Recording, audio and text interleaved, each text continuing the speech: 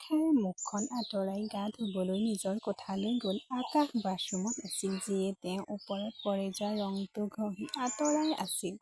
মাত্ৰ টাৱেল এখন পিন্ধি বাথৰুমৰ পৰা ওলাই আহিল। নিশা সন্মুখৰ মজিয়াত বহি বাথৰুম খালী হোৱালৈ অপেক্ষা কৰি আছিল। কাপোৰ নোহোৱা আকাশক দেখি নিশাই চকু দুটা তললৈ নমাই দিলে। আকাশে একো গুৰুত্ব নিদিলে আৰু একেই দুখীয়া মুখখনেৰে তেওঁ নিজৰ ৱাৰ্ডবৰ্ডৰ পৰা কাপোৰ উলিয়াই আনিবলৈ ধৰিলে। নিশাই চুৰি চাৱনিৰে আকাশলৈ চাই থাকিবলৈ ধৰিলে।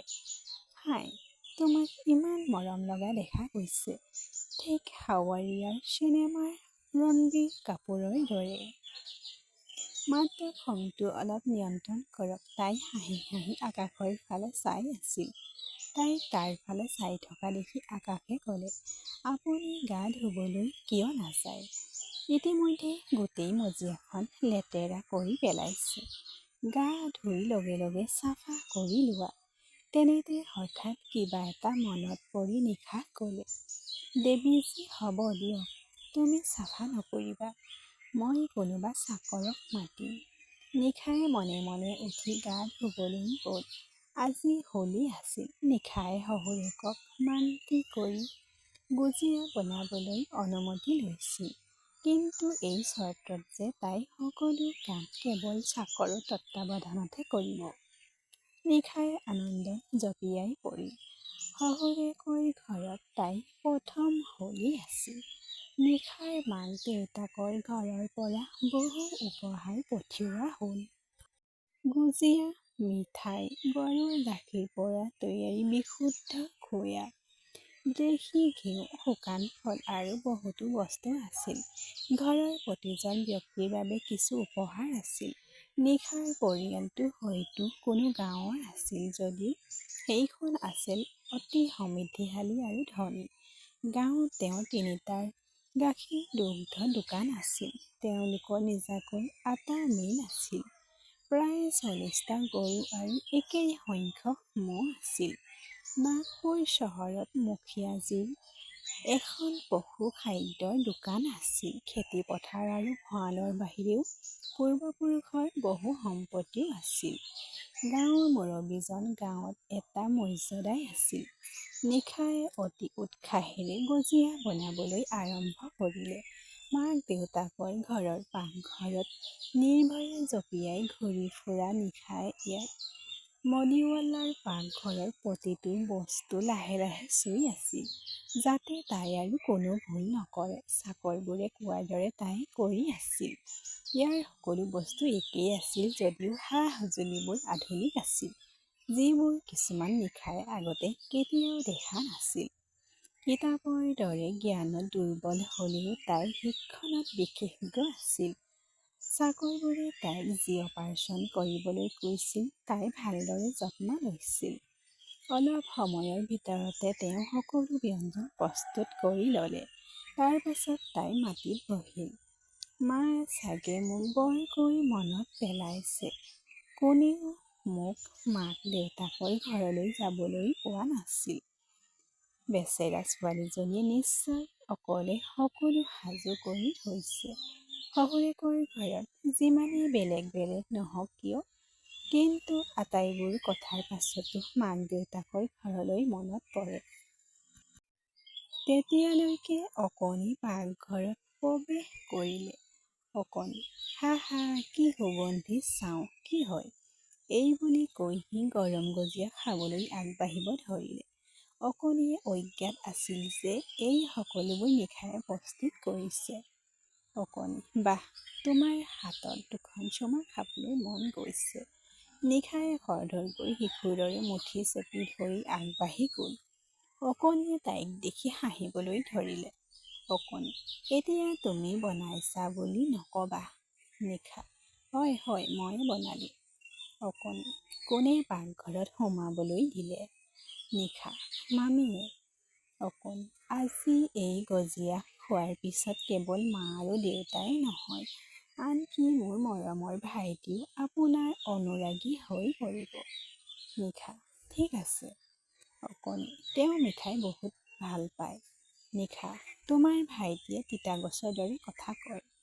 অকণি অলপ গুৰুত্ব হৈ পৰে। আপুনি নিশ্চয় বেয়া লাগিছে যে সি আপোনাক একেবাৰে গুৰুত্ব নিদিয়ে। গজিয়া খাই নিশাই ক'লে, নাই, একেবাৰে নহয়। কিন্তু যেতিয়া সি মোক বকাবকি কৰে তেতিয়া যেন মোক মাৰি পেলাব। এই বুলি কৈ তাই এখন প্লেট 4টা গজিয়া থৈ দৌৰি আহি আইতাৰ কোঠালৈ গ'ল। ৰাতি ঘৰৰ পৰিৱেশ বেলেগ আছিল। সকলোৱে নিশাৰ গজিয়াৰ সোৱাদৰ প্ৰশংসা কৰি আছিল। আকাশৰ বাহিৰে যদিও সি ইতিমধ্যে কাৰো অজ্ঞাতে 5 বা 6টা গজিয়া খাইছিল, কিন্তু নিশাৰ প্ৰশংসা কেনেকৈ কৰিব? সেই অশিক্ষিত মানুহজনক প্ৰশংসা কৰাটো অপমান বুলি অনুভৱ কৰিলেহেঁতেন। ৰাতি আহাৰ খোৱাৰ পিছত সকলোৱে নিজৰ নিজৰ কোঠালৈ গ'ল। আকাশে বহুত দেৰি কোঠালৈ নাহিলত নিশাই বাহিৰৰ চাকৰ কেইজনক সুধিলে, ক'ত আছে ডেকা মাষ্টাৰ? ওপৰত পাৰলৈ যোৱাৰ সময়ত চাকৰজনে ক'লে, সেই মোৰ কথা শুনা। কি ক'লা? পিছফালৰ পৰা নিশাই চিঞৰি উঠিল। 20 বছৰ সৈতে বাৰত ওপৰৰ মহলাত বহি থকা। এই বুলি কৈ চাকৰজন তললৈ নামি গ'ল। নিশা যেতিয়া চিৰিৰে ওপৰলৈ উঠি গ'ল, ওপৰৰ দৃশ্যটো দেখি তাই আচৰিত হ'ল। এটা ডাঙৰ সন্মুখত এটা ঘূৰণীয়া কাঁচৰ কাউণ্টাৰ আছিল, য'ত সকলো দামী আৰু পুৰণি সুৰাৰ বটল ৰখা হৈছিল। কাউণ্টাৰ ওপৰৰ ডাঙৰ সোফা সদৃশ চকীবোৰত বহি আকাশ আৰু দেউতাক ৰণাল্ড মদ খাই আছিল। এইখনেই আছিল একমাত্ৰ ঠাই য'ত আকাশে কিছু সময়ৰ বাবে দেউতাকৰ লগত কথা পাতিব পাৰিছিল। নহ'লে নিশাৰ লগত বিয়া কৰাই দিয়াৰ পিছৰে পৰা সি দেউতাকৰ লগত পোনপটীয়াকৈ কথা পতা নাছিল। ঘোৰ কলুপ দুয়োখন হাত কাণত চুই নিশাই ক'লে, দেউতা আৰু পুতেকে একেলগে বহি মদ খাইছে। আমাৰ কোনোবা ভাইটিয়ে যদি তেনেকুৱা কৰিলেহেঁতেন, তেন্তে দেউতাই বেতেৰে কোবাই দিলেহেঁতেন। বেতটোৱে তাই গাঁৱৰ বন্ধু ৰকী আৰু ৰিণীৰ কথা মনত পেলাই দিলে। ৰকীৰ বিয়াৰ 3 মাহো হোৱা নাছিল যেতিয়া তাই মাক-দেউতাকৰ ঘৰলৈ আহিছিল। তাই কৈছিল যে তাইৰ স্বামীয়ে প্ৰতি নিশা মদ খাই ঘৰলৈ আহে আৰু তাইক বেতেৰে বেয়াকৈ কোবাই দিয়ে। ৰিণীৰো অৱস্থা একেই আছিল। ৰিণীয়ে মাকক কৈ আছিল যে, খুৰী, এই মদটোৱে ভাল মানুহকো দানৱলৈ ৰূপান্তৰিত কৰে। মোৰ স্বামীয়ে মোক প্ৰতি নিশা কোনো কাৰণ নোহোৱাকৈয়ে মাৰপিট কৰিবলৈ আৰম্ভ কৰে। মই কি কৰিম খুৰী, কোৱা? মই এনেকুৱা মানুহৰ লগত থাকিব নোৱাৰো। নিৰীহ নিশাই কঁপি উঠিল। কি হ'ব যদি সি একেই কামেই কৰে? ৰকীৰ প্ৰেম বিবাহ হৈছে আৰু তাইৰ স্বামীয়ে তাইক ইমান মাৰপিট কৰিছিল। ইয়াত আৰম্ভণিৰে পৰাই আমাক তৰোৱাল দেখুৱাইছে আৰু আজি আমাক মাৰিলে কি হ'ব? তাইৰ ভয়ত ঘাম ওলাই আহিছিল। হঠাৎ আকাশৰ কঁকালত বান্ধি থোৱা বিশুদ্ধ চামৰাৰে নিৰ্মিত ক'লা সমীৰণ বেল্টটোৰ ওপৰত তাইৰ চকু পৰিল। তাই ভয়তে চকু দুটা মুদি দৌৰি আহি নিজৰ কোঠালৈ।